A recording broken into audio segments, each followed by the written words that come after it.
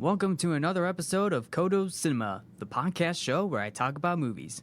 I'm your host, the man, the myth, the legend, Mark Codo, aka Codo Man. Well, today's episode is going to be very, very different compared to the other episodes that I have done. Although this one isn't movie related, but it will have some movies mentioned in the episode. So you guys are probably wondering, well, isn't this supposed to be a Codo Cinema episode that talks about movies? Well, yes. But however, this is going to be very different, and even though part of it will be movie related, so technically this is still a Codo Cinema podcast movie episode. But today, for today's episode, I'm going to talk about this legendary TV and radio host who has gained recognition in the eyes and ears of radio and TV. And that legend, or should I say king, is Larry King. That's right, ladies and gentlemen. Today I'm going to talk about Larry King, who is indeed one of the most notable TV and radio personalities the world has ever witnessed. So I'm going to dive into his accomplishments and life as one of the greatest radio and TV legends of all time. His popularity came to light in the 1950s and 1960s as an interviewer for WMDB in Miami before becoming a host in 1978 for the Larry King Show, which lasted until 1994. Well, that's just basically what he was doing throughout his life. But what was his personal life was like? Well, Larry King was born in Brooklyn, New York City on November 19th, 1933. And he was one of the two children of Jenny Gitlis and his father, Aaron Zeiger. And by the way, Larry King was actually Larry Zeiger before he got the whole King name, before he changed his name to Larry King. So back then, Larry King was known as Larry Zeiger. And Aaron Zeiger, the father of Larry King, or Larry Zeiger, who is a restaurant owner and defense plant worker. Larry King attended Lafayette High School, a public high school in Brooklyn, New York. And while he was there, King's father passed away of a heart attack when Larry King was 9 years old, which resulted in Larry King, his mother, brother going on to government welfare. And the death of Larry King's father affected him so much that Larry King lost interest in doing his schoolwork. That is definitely pretty tough to overcome that, especially after a tragedy like this. It's very, very tough to overcome. So, after graduating high school, Larry worked to help support his mother, and from an early age, he desired to work in radio and broadcasting. So there is an interest right up there for Larry Zeiger, right after he graduated high school. So there is definitely something to think about. So, during that time, a CBS staff announcer who met up with Larry King suggested that Larry should go to Florida, which was a growing media market with openings for people with no experience in broadcasting. So Larry King, or Larry Zeiger, decided to go to Miami, and he did face some initial setbacks, but he was able to gain his first job in radio. And the manager of a small station, WAHR, which is now known as WMBM in Miami Beach, well, he hired Larry King to clean up and perform some tasks for the most part. And when one of the station announcers actually quit, Larry King was actually put up on the air. And his first on-air broadcasting was on May 1st, 1957. He was working as a disc jockey from 9 a.m. to noon. He also did 2 afternoon newscasts and a sportscast. So that is definitely something. Yep, talk about a career about to start, or a rising career for Larry King. Now, or Larry Zeiger. Now, this is where the whole King part comes in. Now, I'm going to tell you this right now. He acquired the name Larry King when the general manager claimed that Zeiger was too difficult to remember. So, so just before Larry Zeiger went on air, Larry decided to choose the name King from an advertisement in the Miami Herald for King's wholesale liquor. There's something you don't see every day. And within 2 years, Larry Zeiger legally changed his name to Larry King, and thus, a legend was born. Or should I say, the King was born. Larry King began to conduct interviews on a mid-morning show for WIOD in Miami Beach. He actually interviewed whoever walked in for WIOD. And this was at Pumpernickel's restaurant in Miami Beach. In fact, Larry King first interviewed a waiter at the restaurant.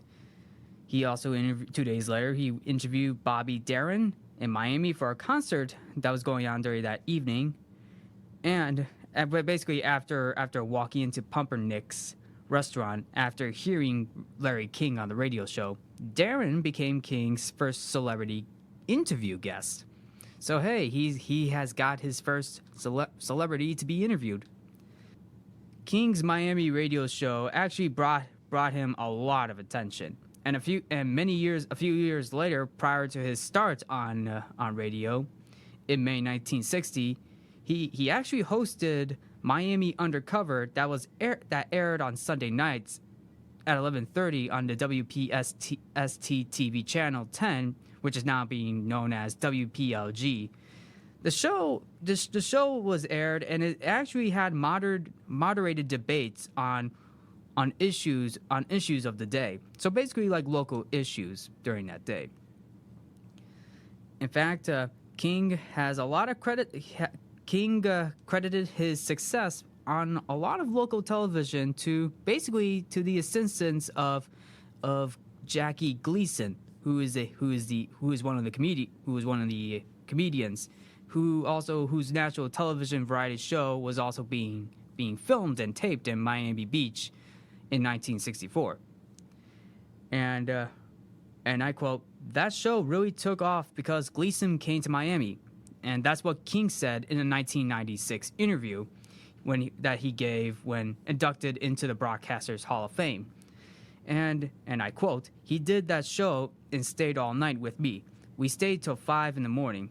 He didn't like the set, so we broke into the general..." Well, this is going off quote. So they kind of broke into the general manager's office and changed the set. And Gleason changed the set. He changed the lighting and became like a mentor of Larry King. So it looks like Gleason and King had to change a few things up during that time. I mean, Larry King was doing more radio. Plus, he went deep into further exposure as a color commentator for the Miami Dolphins of the National Football League during the 1970 season and most of their 1971 season. But however, Larry King was dismissed by both the WIOD and television station WTVJ as a late night radio host and sports commentator as of December 20th, 1971. So what happened over there? Well, the reason why he was dismissed because he was arrested after being accused of grand larceny by a former business partner, Louise Wolfson. Other staffers covered the Dolphins game into their 24-3 loss to Dallas in Super Bowl 2006. Larry King also lost his weekly column at the Miami Beach Sun newspaper, but thankfully the charges were dropped, and eventually Larry King was rehired by WIOD. So technically there was a silver lining for Larry King to return or to redeem himself. For several years in the 1970s, Larry King hosted a sports talk show called Sports a la King. That's the quote, and I quote again, Sports a la King, which featured a lot of guests and callers, or should I say, guest callers. And on January 30th, 1978, King broadcasted on a nightly mutual broadcasting system, going coast to coast broadcast, inheriting the talk show slot that had begun with Herb Jepko in 1975, which was later followed by Long John Nebo in 1977 until his illness and death that following year. Larry King's mutual show was developed a devoted audience. So it looks like he was finding his audience. So now this goes to the Larry King Show. The Larry King Show was broadcasted live Monday through Friday, midnight to 5:30 a.m. So that's basically a 5.5-hour show from midnight to 5:30 a.m. Then that's basically an all-nighter. And that midnight to 5:30 a.m. was at Eastern Time. And King would interview a guest for the first 90 minutes with many callers asking questions that continued to interview for another 90 minutes. And at around the 3 a.m. mark, the Open Phone America segment began, where he allowed callers to discuss any topic that they pleased with him until the end of the program, when he expressed basically his own opinions. So technically he had his own. Technically him and the callers do have their own opinions for most of his shows. Many stations in the Western time zones carried the Open Phone America portion of the show live, followed by the guest interview on tape delay. And prior to that, many of King's regular callers gave Larry King the nicknames by King, such as the Numbers Guy, the Chair, the Portland Laughter, the Miami Derelict, and the Scandal Scooper. And at the beginning of the show, he had relatively few affiliates through the number, and it was eventually above 500. Wow, 500. That is a lot. That is a lot. And then King was hosting the show until 1994, where he stepped down. While King occasionally entertained the audience by telling amusing stories from his youth or early broadcasting career. So during its final year, his show was moved to afternoons, and after Larry King stepped down, Mutual gave the afternoon slot to David Brenner, and Mutual's affiliates were given the option of carrying the audio of Larry King's new CNN evening television program. After Westwood One dissolved Mutual in 1999, the radio's simulcast of the CNN show continued until December 31st of 2009.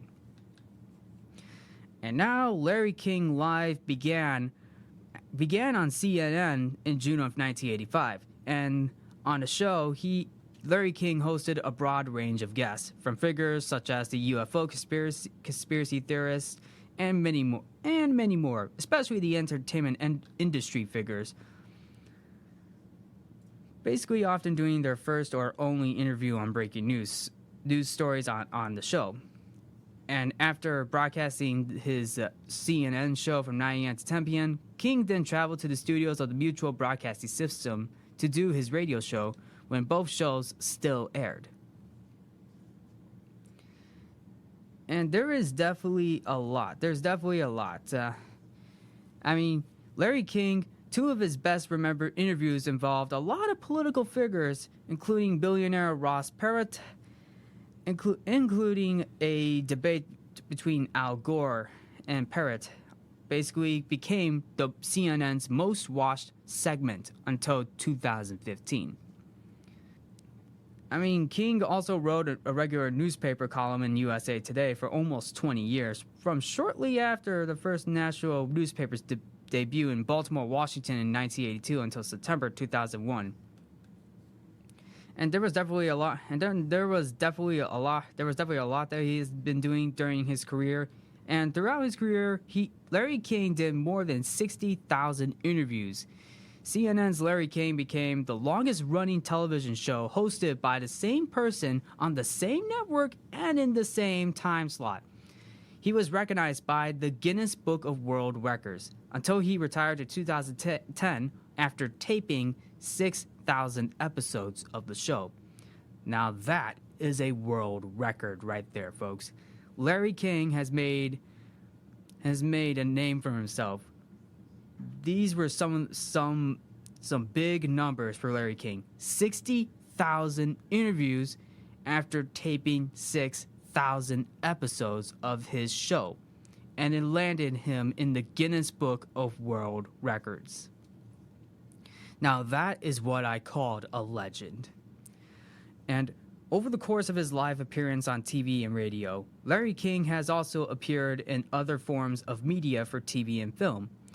And this is where the whole film process does come in as well, folks. He made cameo appearances as himself in many films throughout his radio and TV career, which includes 1984's Ghostbusters, where he was talking about the Ghostbusters on air, Lost in America, and The Exorcist 3. And believe it or not, many people will actually recognize Larry King in one of his most notable roles in animation, most notably the stepsister Doris from Shrek 2, 3, and 4. No joke. Larry King played the stepsister Doris from the Shrek films. He also made cameo appearances on TV shows like Law and Order, The Simpsons, Frasier, Ugly Betty, PBS Kids Arthur, Gravity Falls, The People vs. O.J. Simpson, and 30 Rock.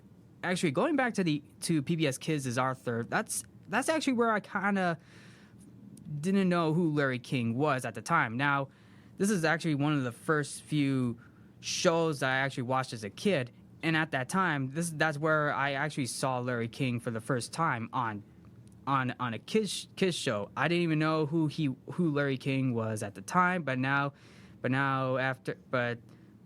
as I got a little older, now I realize who Larry King is, and that is definitely something. Sometimes there's people who don't even know who that person is until once they get older they realize who that is. And PBS Kids' Arthur was one of the few episodes where I first saw Larry King on TV. It was during a break session when Arthur was doing an episode called Elwood City Turns 100. That's where they were doing a break.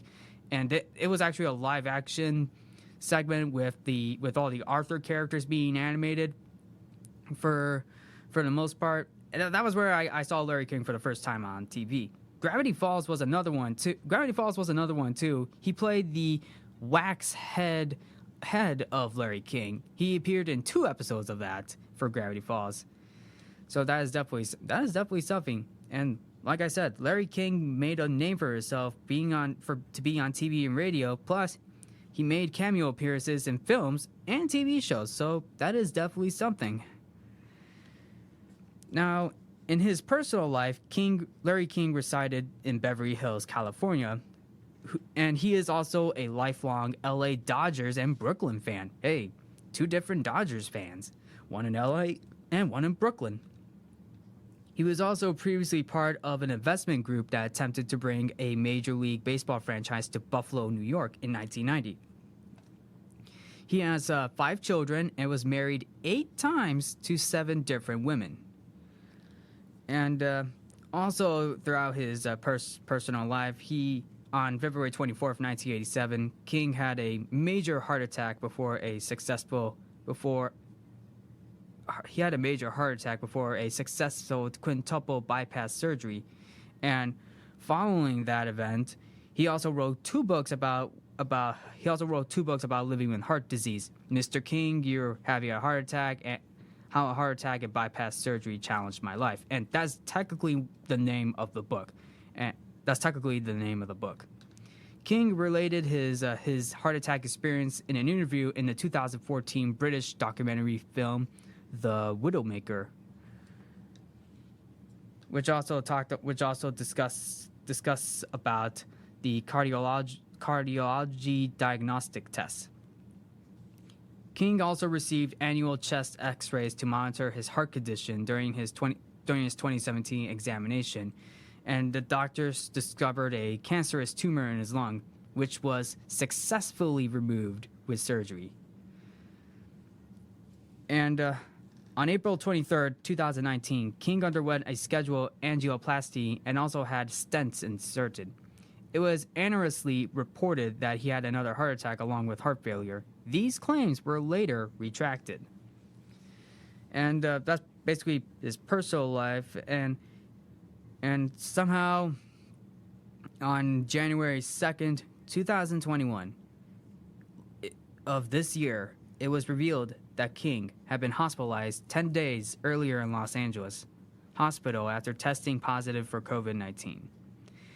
And yes, ladies and gentlemen, Larry King has passed away from the pandemic, or should I say COVID-19. On January 23rd, he died at the age of 87 at the medical center in Los Angeles. It is hard to overcome a successful legend. He is a legend, folks. Larry King is definitely a legend. He has accomplished so much in his career. And in fact, he won the Peabody Award, and going off topic right now to his awards and nominations, he won the Peabody Award for excellence in broadcasting for both his radio for his radio in 1982 and television in 92. He also won the 10 Cable ACE Awards for Best Interviewer and for Best Talk Show Series. As I mentioned, he was inducted into the National Radio Hall of Fame in 1989 and in 1996 to Broadcasters Hall of Fame in 2002. Talkers magazine named King both the fourth greatest radio talk show host of all time and top television talk show of all time. He even received the Scopus Award from the American Friends of Hebrew University in 1996. He received a Golden Plate Award of the American Academy of Achievement. He was given the Golden Mike Award for Lifetime Achievement in January 2008 from the Radio and Television News Association of Southern California. And yes, these were some of his awards that he has received, especially an honorary degree of Doctor of Humane Letters by Bradley University. So anyway, yep. These are some of his awards. He actually did amazing. He was amazing. Larry King was definitely a legend, I should say, folks. He has appeared a lot in films and TV, as I mentioned, mostly for cameos, and that is definitely something. It is really something that he has done, and Larry King is a great person. He has accomplished so much. And yes, folks, we lost him. But his life and accomplishments will not be forgotten. He has brought the world so much talent and interviews for the world of TV, film, and radio. But in my humble opinion, he is the man. He is the myth, the legend, the king, Larry King. Thank you, Larry King, for your talent, skill, and inspiration that you have brought to us. And this will conclude today's episode for Codo Cinema, folks. Thank you so much for tuning in. I'm your host, Mark Codo. Have a good day. Have a good week, folks. And rest in peace, Larry King.